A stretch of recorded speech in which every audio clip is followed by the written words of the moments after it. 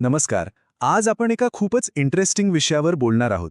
A.G. Gardener यांचा एक प्रसिद्ध निबंध आहे, ऑन सेइंग प्लीज. तर यात त्यांनी चांगल्या वागणुकीची एक छुपी शक्ती सांगितली आहे. चला, ती काय आहे ते समजून घेऊया. चला एका प्रश्नाने सुरुवात करूया. समजा कोणी उद्धटपणे वागलं तर तो गुन्हा ठरतो का? म्हणजे वाईट वागणूक आणि कायद्याचं उल्लंघन यांच्यात नक्की फरक काय? हाच प्रश्न उपस्थित करणारा एक प्रसंग पाहूया. तर ही गोष्ट आहे एका लिफ्टमन आणि एका प्रवाशाची. घडते एका शहरातल्या ऑफिसच्या लिफ्टमध्ये. बघा झालं काय.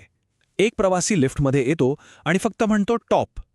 लिफ्टमन त्याला प्लीज म्हणायला सांगतो, पण तो प्रवासी ऐकत नाही, साफ नकार देतो. आणि मग काय? लिफ्टमन त्याला चक्क लिफ्टमधून बाहेर ढकलून देतो. म्हणजे बघा, एका साध्या शब्दावरून वाद इतका वाढला की मारामारी झाली आणि बिचाऱ्या लिफ्टमनला दंड भरावा लागला.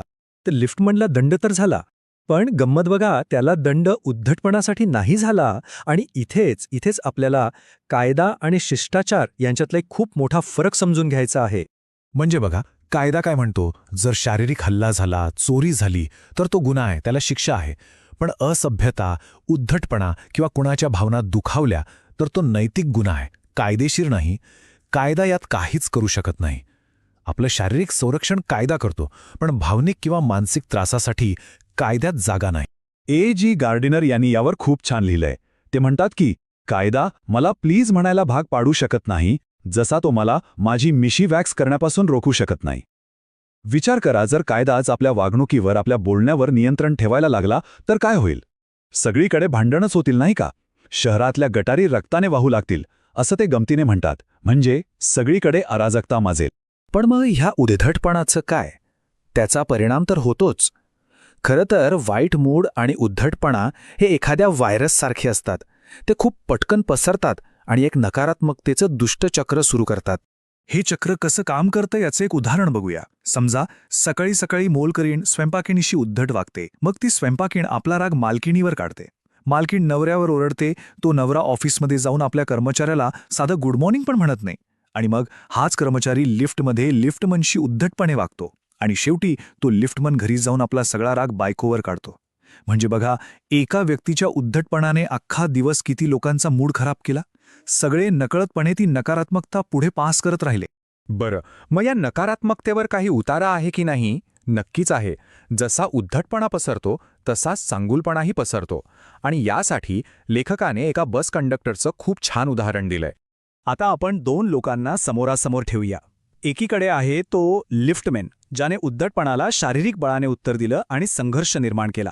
आणि दुसरीकडे आहे हा बस कंडक्टर, जो प्रत्येक आव्हानाला दयाळूपणे सामोरा जातो आणि एक सकारात्मक वातावरण तयार करतो.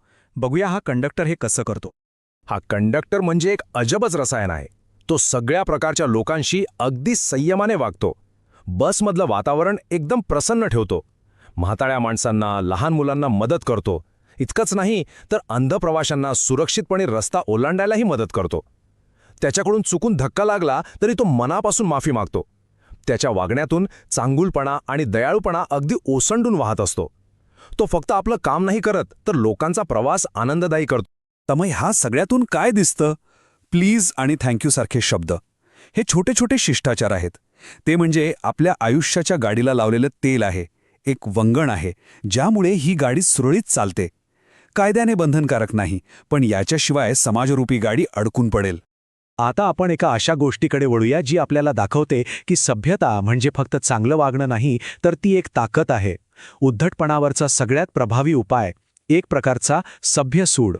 तर प्रसंग असा आहे की एका अरुंद, चिखलाने भरलेल्या रस्त्यावरून प्रसिद्ध लॉर्ड चेस्टरफील्ड चाललेले असतात. समोरून एक माणूस येतो आणि त्यांना अडवून उद्धटपणे म्हणतो, मी कधीच बदमाश माणसाला भिंतीकडची बाजू देत नाही. आता यावर लॉर्ड चेस्टरफील्ड काय करतात? ते शांतपणे म्हणतात, मी मात्र देतो. आणि असं म्हणून ते स्वतः रस्त्यावरून खाली चिखलात उतरतात आणि त्या माणसाला जायला जागा देतात. हा खरा विजय होता. याला म्हणतात आध्यात्मिक विजय. इथे काही भौतिक फायदा झाला नाही, पण नैतिक आणि बौद्धिक श्रेष्ठता सिद्ध झाली. लॉर्ड चेस्टरफील्ड यांचं हे विनम्र उत्तर कोणत्याही मारामारीपेक्षा जास्त प्रभावी सूड होता. फक्त 2 शब्दात त्यांनी समोरच्या माणसाला त्याची जागा दाखवून दिली आणि स्वतःची उंची वाढवली. आणि हाच तो गोड सूड होता जो तो आपला लिफ्टमॅन घेऊ शकला असता. यातून आपल्याला काय शिकायला मिळतं? सभ्यतेने मिळवलेला विजय हा शारीरिक ताकदीने मिळवलेल्या विजयापेक्षा जास्त प्रभावी आणि कायमस्वरूपी असतो. तर मग या सगळ्याचा सार काय? कायदा आपल्याला फक्त वाईटात वाईट वागण्यापासून रोखतो, एक किमान मर्यादा ठरवतो. पण आपलं जग कसं असेल, आपल्या समाजाची गुणवत्ता काय असेल, हे ठरवते आपली सभ्यता, आपला चांगुलपणा. म्हणून शेवटी एक प्रश्न उरतो आणि तो आपण सगळ्यांनी स्वतःला विचारायला हवा. आपल्या रोजच्या जगण्यात या सभ्यतेची, या चांगुलपणाची खरी शक्ती खरंच किती आहे?